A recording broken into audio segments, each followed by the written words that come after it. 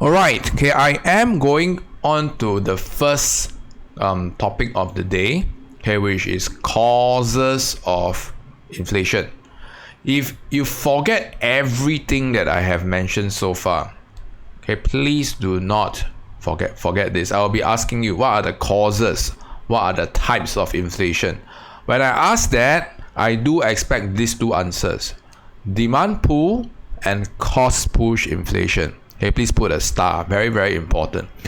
When we study the rest of the macro goals or the macro problems, we will be adopting the same approach. Unemployment, okay, we'll be looking at the different types of unemployment. Economic growth, we are looking at the components of economic growth. Okay, balance of payment for my H2 students, we'll be looking at the various accounts. Okay, so it's not too different for inflation. Demand pull and cost push. So I'm going to move on, okay, to how do we quickly categorize whether is it demand pull or cost push. So we note that there is going to be an increase in general price level, especially a sustained increase in the general price level, okay, for your for both demand pull and cost push. So, okay, let's look at demand pull.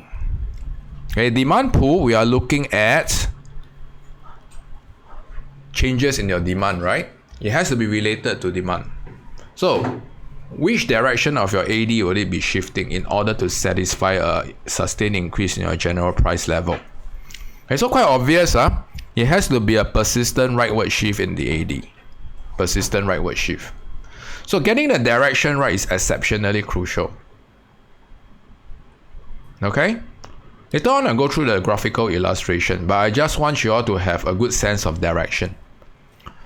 So for the AS side, it is slightly a bit more tricky, okay, because I've mentioned 2 weeks before that in AD and AS that your AS curve can shift 4 directions: up, down, left, right.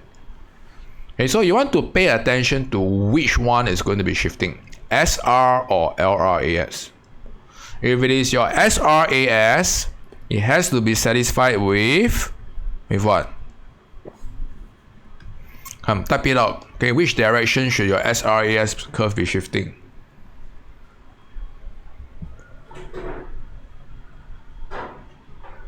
Pardon me if the dog barks, she's just right below me.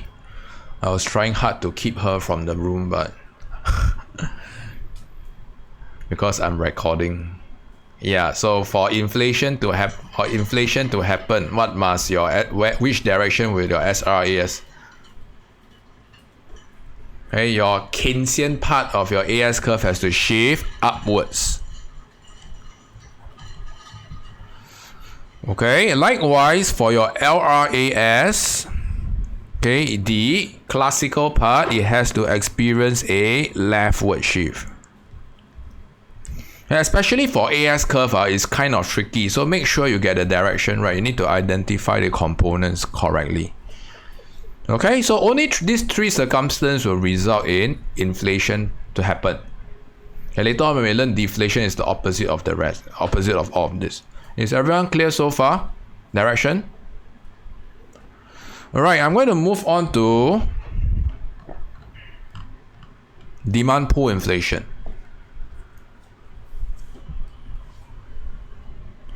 Alright, so for demand pull inflation, I'm going to skip all of this.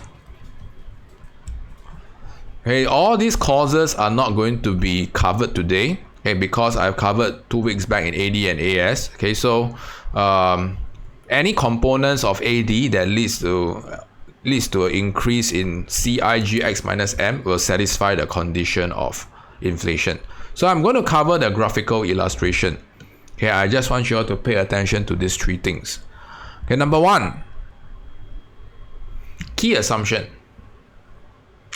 Alright, so when I mention demand pull inflation, there must be a key assumption that is satisfied in order for demand pull inflation from happening. Does anybody know?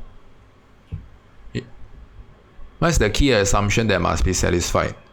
This is the most important one. Okay, please jot this down. Please write this down in the book. Okay, good, Zach. Okay, so you have to assume that spare capacity is exhausted. Okay, so Zach, your definition of full capacity is not complete. Okay, because the intermediate region, okay, will also drive up general price level. Okay, so spare capacity is exhausted means that, okay, the horizontal part, okay, we are completely exhausted. We are moving up the intermediate region of the AS curve. Okay, so make sure this condition is satisfied, and whenever demand pull inflation question is tested, insert this assumption. Spare capacity must be fully exhausted. Okay, the next diagram illustration that you need to be concerned about, okay, is persistent or sustained increase. So some schools okay, have the additional requirement of showing another shift here. Okay, so refer to your school notes, especially when they show inflation. Do they show one-time shift or two-time shift? Okay, if they show one-time shift, then probably one-time shift is good enough. Okay, but most of the schools advocate two-time shift. So you guys can insert this diagram here as well, like additional shift. In any case, if you are not sure, just draw twice. So far so good with the illustration. Alright, so from the graphical perspective, okay, make sure, okay, you draw it at the intermediate region. So this is going to be consistent with both AD and AS. Okay, later on for cost push inflation, you realize that, okay, intermediate region is going to be very useful. Alright, I can't recall what's the last one. Maybe when I recall that, I'll come back to here. Suddenly, okay, when it start to age, when the dog comes in to disturb you, then you, crap, forget it. Okay, is everyone good with this three illustration? Okay, spare capacity is exhausted. Okay, it has to be a persistent increase in your price level, at least twice. Okay, and if you are totally clueless on how to draw, okay, make sure you illustrate the changes in the AD at the intermediate region. Good enough. Okay, so I'm going to move on to the AS side, or the cost push inflation side. Like I've said, I'm not going to cover all the other causes here, okay, because these are all pure content that is not that significant, okay, so long as you understand what causes AD to increase. Alright, cost push inflation is slightly more tricky, okay, but we are going to adopt the same approach. So number one, okay, sustained increase. Shift twice. Okay, you can draw this if your school uses this approach. Okay, number two, okay, it all occurs around the intermediate region. Okay, why do I advocate on intermediate region? Okay, if you realize that, okay, for instance, if you draw your AD on the left side, just now demand pull inflation, right? If you draw your AD increasing on the left side, when spare capacity is not exhausted, then there will not be increase in general price level. Do you see that? Okay, it's going to still be at P0. Okay, likewise, okay, for the AS side, if you realize that your AD is significantly high up, okay, cutting the classical region, no matter how you shift your SRAS, okay, it's not going to change your price level. That's why, okay, the simplified assumption is everything happening at the intermediate region.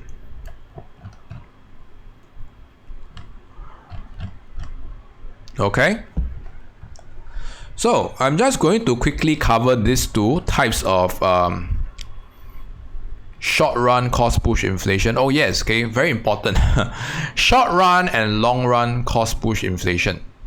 Okay, so it's categorized with an upward shift in your SRAS or leftward shift in your LRAS. So in case studies, you are expected to identify whether this is a short run or a long run. Okay, the question will not tell you is SR or L. You have to decipher yourself. So what is the key determinant or differentiating point between SR and LR? What did I mention 2 weeks back?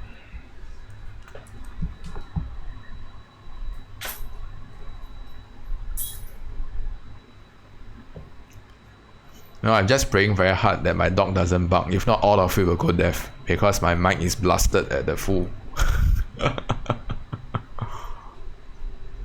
Come on, what is the key differentiating point between SR and LR? When we see that your LR revolves around what?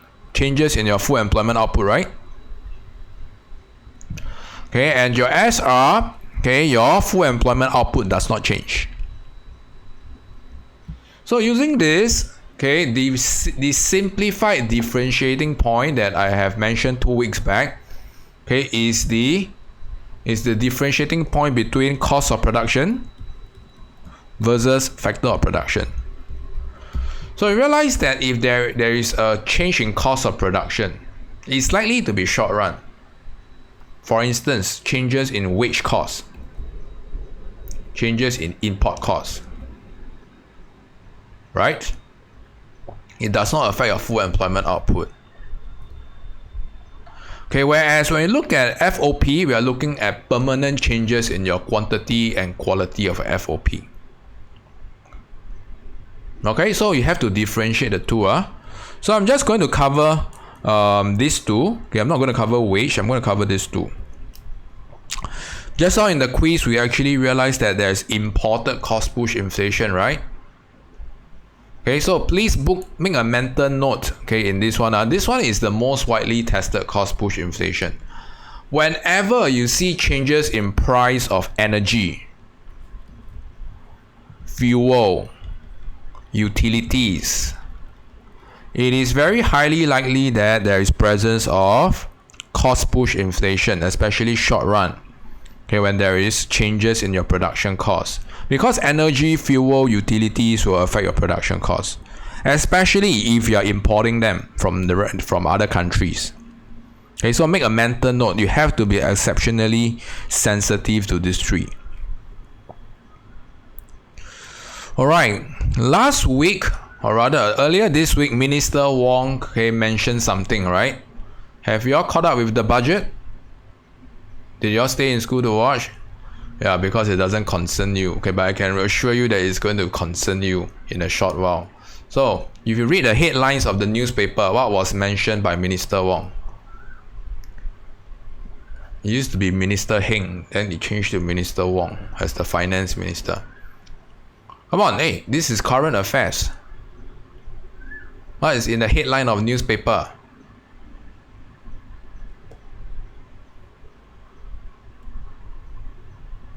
Okay, what we call GST hikes, right? So statutory, or some of the schools use tax push inflation, okay, refers to what? An indirect tax, GST. Okay, so make sure, okay, you can relate, okay, tax push inflation to GST. Okay, so this is also related to our earlier quiz. All right. Okay, this is a tax that is going to be borne by the producer. Alright, for the rest of them, okay, you realize that your school notes will have different forms of cost push inflation. Okay, some of them will be same with the book, some of them will not be same. It doesn't matter. If there's anything that I can help, okay, just ping me, especially for my students. I'm going to move on to the long run. Okay, so for the long run, okay, likewise, it has to satisfy the earlier criteria of these two. It has to be sustained. Okay, make sure you're going to shift your LR-AS curve twice and show that there's an increase in your general price level. Sustain. Okay, and if you're ever confused where to draw at the intermediate region.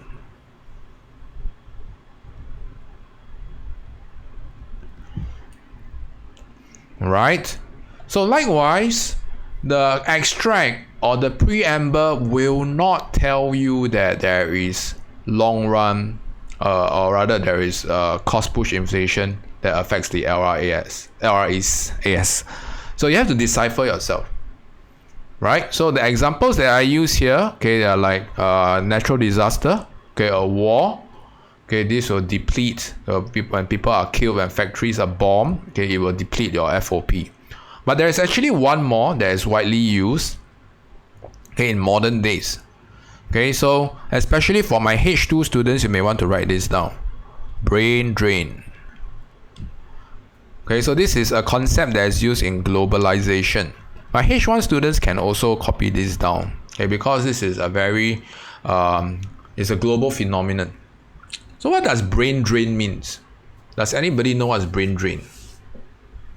What happens when a country experiences brain drain? Does it mean that the brain fluid flows outwards?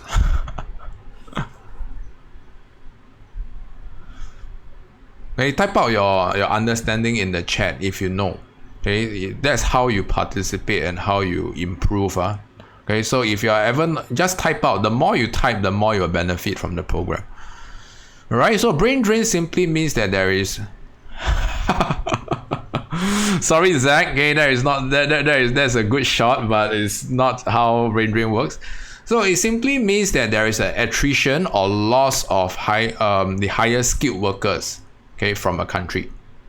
Attrition or loss. Okay, so there could be a push and pull factor. For instance, when there are better employment opportunities in other countries, then this is a pull factor. Okay, and if the country has political or any form of instability, okay, like what we see in Hong Kong, okay, there is a lot of instability in Hong Kong, political instability, or Malaysia, okay, when there is a favoritism to the Bumiputras, right? So you realize that there is a loss of Chinese workers, okay, to the rest of the world. That's why you see a lot of Malaysians coming to Singapore to work. So this is an important phenomenon, okay, and this will lead to a contraction in your LRAS, okay, and it will exert an upward pressure on your price level.